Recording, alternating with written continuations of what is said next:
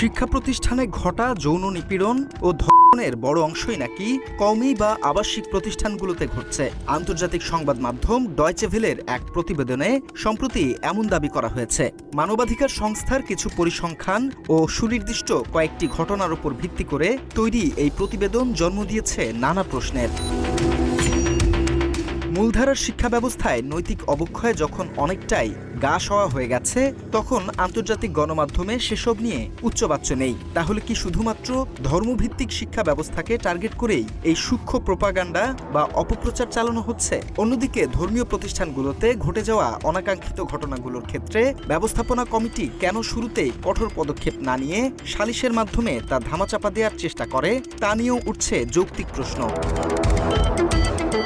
Deutsche ভেলের সংবাদ অনুযায়ী বাংলাদেশে মানবাধিকার সংস্থাগুলো সংবাদ মাধ্যমে প্রকাশিত খবরের ভিত্তিতে নারী ও শিশু নির্যাতনের মোট হিসাব রাখলেও শিক্ষা প্রতিষ্ঠান কেন্দ্রিক আলাদা কোনো পরিসংখ্যান তারা রাখে না। এরপরও তাদের পর্যবেক্ষণ, বিদ্যাপীঠগুলোতে ঘটা যৌন হয়রানির অধিকাংশ ঘটনাই ঘটছে মাদ্রাসায়। সংস্থাগুলোর অর্ধবার্ষিক প্রতিবেদন অনুযায়ী চলতি বছরের প্রথম 6 মাসে 4 শতাধিক এ ধরনের ঘটনা ঘটেছে, যার অর্ধেকের বেশি শিশু ও কিশোরী। শুধু জুলাই মাসেই প্রায় 100 নারী ও শিশু এর শিকার হয়েছেন।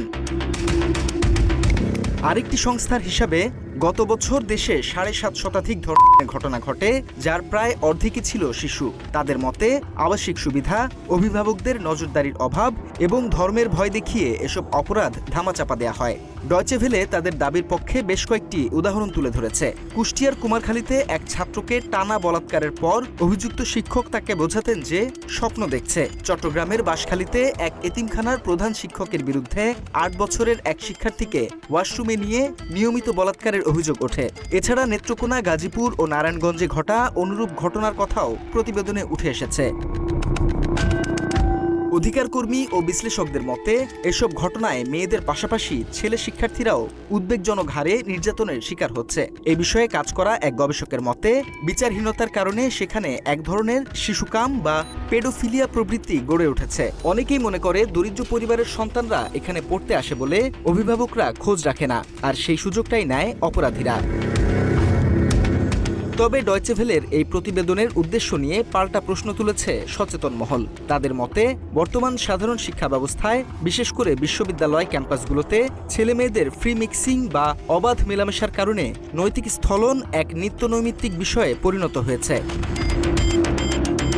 দেশজুড়ে ধর্ষণ, ক্যাম্পাসে প্রকাশ্যে শ্লীলতাহানির মতো ঘটনা ঘটলেও অনেক ক্ষেত্রে আপোষের মাধ্যমে একে স্বাভাবিক রূপ দেওয়ার অভিযোগ রয়েছে। সাধারণ শিক্ষা ব্যবস্থার এই ভয়াবহ অবক্ষয় নিয়ে আন্তর্জাতিক গণমাধ্যমগুলো কেন নীরব? অনেকেরই প্রশ্ন, সাধারণ শিক্ষা প্রতিষ্ঠানে নিয়মিত ঘটে চলা অপরাধ নিয়ে সমাজ কেন নীরব? কেন কেবল উদ্দেশ্য প্রণোদিতভাবে মাদ্রাসা শিক্ষা ব্যবস্থাকেই লক্ষ্যবস্তু করা হচ্ছে?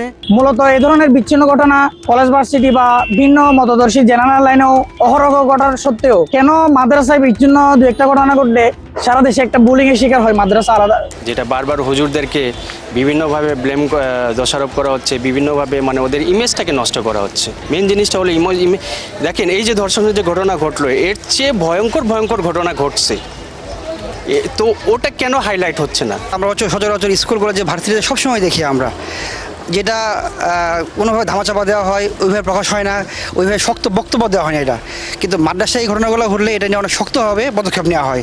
এটা খুবই দুঃখজনক, যেটা কলঙ্কিত হয় মাদ্রাসা এবং মাদ্রাসার সুনাম নষ্ট হয়। এটা বিশ্লেষকরা বলছে, ধর্মীয় প্রতিষ্ঠানগুলোকে কেন্দ্র করে সাম্প্রতিক কিছু বিচ্ছিন্ন ঘটনা সামাজিক যোগাযোগ মাধ্যমে ছড়িয়ে পড়লেও এর পেছনে এক ধরনের সুকৌশলী অপপ্রচার কাজ করছে। মূলত দীর্ঘদিন ধরে মাদ্রাসা শিক্ষা ব্যবস্থাকে জনসম্মুখে হেয় প্রতিপন্ন করতেই এমন উদ্দেশ্য প্রণোদিত প্রচারণা চালানো হচ্ছে বলে দাবি করেছেন হেফাজতে ইসলাম বাংলাদেশের যুগ্ম সম্পাদক মুফতি হারুন ইজহার। ইসলামিক প্রতিষ্ঠানগুলো নিয়ে তাদের নৈতিক চরিত্র, নৈতিক অবক্ষয় এবং আবাসিক ফলে যে সমস্যাগুলো হয়ে থাকে, পারস্পরিক শারীরিক যে রিলেশনের যে বিষয়গুলো, এগুলো নিয়ে কিছু কিছু ভিডিও, কিছু কিছু প্রচার বা অপপ্রচার আমরা দেখতে পাচ্ছি। তো এখানে দুটোই আছে, কিছু সত্য তো আছে, আর তার বেশি এখানে অপপ্রচার এখানে আছে। তো আমাদেরকে দুটো মিথ্যার মাঝামাঝি সত্যকে আমাদেরকে বেছে নিতে হবে। একদিকে ওই মাদ্রাসাগুলোকে সমাজের কাছে হেয় প্রতিবন্ধ করে চলার জন্য দীর্ঘদিন ধরে একটা প্রয়াস, সেকুলার প্রয়াস। এমনকি ডয়েচে ভেলের প্রকাশিত সংবাদের বস্তুনিষ্ঠতা নিয়েও প্রশ্ন তুলেছেন হারুন ইজহার। এছাড়া মেইনস্ট্রিম সংবাদ মাধ্যমে ফ্যাসিবাদী আমল থেকেই ইসলামকে অপরাধপ্রবণ হিসেবে তুলে ধরা হচ্ছে বলে মন্তব্য করেন তিনি। বাংলাদেশে ইসলাম বিনির্মূলের, ইসলামকে ক্রিমিনালাইজ করার যে একটা মেইন স্ট্রিম মিডিয়ার পক্ষ থেকে ফ্যাসিবাদের আমলে দেখছেন যে অধিকাংশ মিডিয়াগুলো তাদের দালালি করেছিল, হ্যাঁ, এবং যারা নিজেরা বড় কারাপ্টেড কোম্পানির সাথে সম্পৃক্ত এই মিডিয়াগুলো, দুর্নীতিবাজ কোম্পানির, যারা জুলাই বিপ্লবের সময় গণহত্যার পক্ষে যেগুলো মিডিয়ার মালিকরা সাংবাদিক দাঁড়িয়ে কথা বলছে, যেগুলো রেকর্ড করা আছে, তাদের গায়ে, তাদের শরীরে অসংখ্য ময়লা আবর্জনা হয়েছে, মানুষকে নিপীড়িত মানুষের বিপক্ষে। তারা আবার এখানে আর ইসলামকে বদনাম করার নতুন হাতিয়ার তারা নিয়েছে, এটা দুঃখজনক। আর ডয়েচে ভেলের নামটা যে আপনি শুরুতে বলেছেন, এটা নাম ধরে বলছি, এই মিডিয়াটা সম্পর্কে মানুষের সতর্ক থাকা উচিত এবং তাদের উচিত তাদের এজেন্ডা যেটা তারা হাতে নিয়েছে, বাংলাদেশ বিরোধী এজেন্ডা, ভারতীয় এজেন্ডা, অলসো যেটা ওয়েস্টার্ন এজেন্ডা এবং ইসলামফোবিয়ার এজেন্ডা, এটা তাদের বিরোধী থাকা উচিত। মাত্র 30% টাকায় জমির মালিক হয়ে নতুন বাংলাদেশের গড়ে তোলার স্বপ্ন দেখা বাংলা বসতি। মাদ্রাসা কর্তৃপক্ষের পক্ষ থেকেও এটিকে ধর্মনিরপেক্ষ প্রগতিশীলদের কাঠামোগত অপপ্রচার বলে দাবি করা হয়েছে। কিন্তু কিছু ব্যক্তি আছে, গোষ্ঠী আছে, দল আছে, যারা দ্বীনি মাদ্রাসাগুলার বিপরীতে তিলকে তাল করে, বালুকে পাহাড় করে, 1%কে শত সহস্র পার্সেন্ট বানিয়ে এরা প্রচারণার সাথে এরা লিপ্ত। এরা পক্ষান্তরে দ্বীনি মাদ্রাসার দুশ্মন নয়, বিদ্বেষী নয়, বরং কোরআন এবং হাদিসেরও বটে বিদ্বেষী। আলেম ওলামাদের বিদ্বেষী নয়, ঈমান আমলেরও বিদ্বেষী।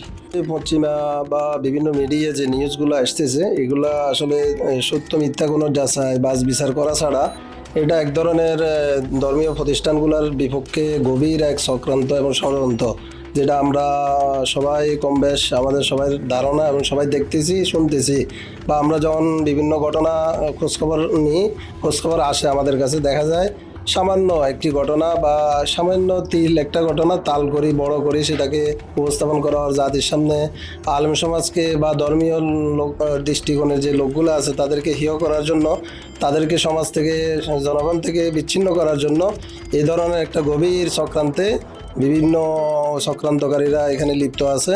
অনেক ক্ষেত্রে মাদ্রাসার বিচ্ছিন্ন কিছু অনিয়মের ঘটনা সামনে আসে। সেক্ষেত্রে পক্ষপাতিত্ব বা ধামাচাপা না দিয়ে প্রমাণিত হলে অভিযুক্তদের বিরুদ্ধে সর্বোচ্চ শাস্তিমূলক ব্যবস্থা গ্রহণ করতে হবে এবং নজরদারি আরও জোরদার করার দাবি জানান মুফতি হারুন ইজহার। কর্তৃপক্ষের দরকার ছিল এই ধরনের ঘটনা যেগুলো সত্যতা আছে সেগুলোর বিরুদ্ধে কঠোর ব্যবস্থা নেওয়া, দৃশ্যমান কঠোর ব্যবস্থা নেওয়া এবং দৃষ্টান্তমূলক ব্যবস্থা। এবং আমার এখানে অবস্থানটা হলো, যদি কোনো আলেম, কোনো ইসলামপন্থী কোনো ব্যক্তির যদি কোনো দুষ্ত্রুটি, এরকম নৈতিক কোনো অবক্ষয়ের যদি ঘটনা যদি প্রমাণিত হয়, সেটার সাধারণ মানুষের চেয়ে তার সাথে দ্বিগুণ হওয়া উচিত। বিশেষজ্ঞদের মতে শুধুমাত্র এক পক্ষকে দোষ না দিয়ে বিষয়টিকে সার্বিক আর্থসামাজিক প্রেক্ষাপটে দেখতে হবে। সাধারণ স্কুল কলেজ থেকে শুরু করে মাদ্রাসা সব জায়গাতেই শিশুর নিরাপত্তা নিশ্চিত করতে হবে। একপেশে প্রতিবেদনের মাধ্যমে বিশেষ কোনো গোষ্ঠীকে কালিমালিপ্ত করার সূক্ষ্ম এজেন্ডা যেমন বন্ধ হওয়া প্রয়োজন, তেমনি যে কোনো অপরাধের ক্ষেত্রে জিরো টলারেন্স নীতি গ্রহণ করতে হবে। অপরাধীদের বাঁচানোর সংস্কৃতি থেকে বেরিয়ে এসে দেশের সব বিদ্যাপীঠে নিপীড়ন বিরোধী সেল গঠন করার দাবিও তুলেছে সংশ্লিষ্ট। বাংলা এডিশন, ঢাকা।